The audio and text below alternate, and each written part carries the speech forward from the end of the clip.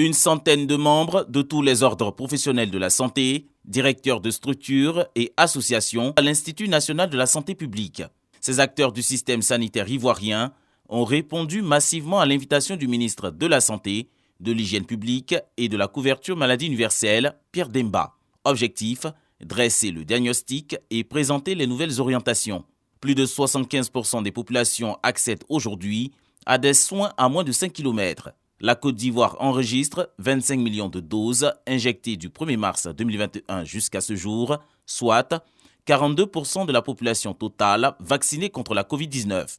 Voici, entre autres, quelques acquis présentés par le ministre Pierre Demba. Sous le leadership du président de la République, son Excellence Alassane Ouattara, et sous la conduite du Premier ministre, son Excellence Patrick Achi, le ministère a mis à la disposition des populations ivoiriennes de nouveaux établissements avec des équipements de pointe, notamment avec la réalisation de 3 CHR à Azopé, Mans et San Pedro, la réalisation de 2 hôpitaux généraux à Méagui et Danané et 70 établissements sanitaires de premier contact, un peu partout en Côte d'Ivoire. Nous avons également réhabilité 4 hôpitaux généraux, 4 CHR, 242 établissements sanitaires de premier contact, soit plus de 800 lits supplémentaires ouverts en 2022.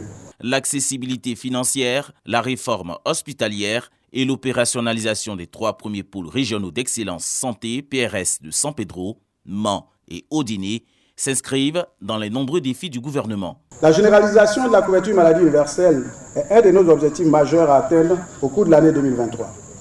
Nous ne devrons pas perdre également de vue le maintien de la vaccination contre la Covid pour atteindre l'objectif vaccinal de 70% de la population afin d'être définitivement débarrassé de cette pandémie. La réforme hospitalière, pour sa part, doit être opérationnelle en 2023 et nous avons prévu que les conseils d'orientation et de surveillance seront opérationnels dans tous les 134 établissements publics hospitaliers. Les acteurs de la pyramide sanitaire se sont ensuite engagés à accompagner le ministre Pierre Demba dans ses missions. Au menu de ces échanges, 10 professionnels et volontaires élevés au rang de chevaliers, d'officiers et de commandeurs du mérite de la santé.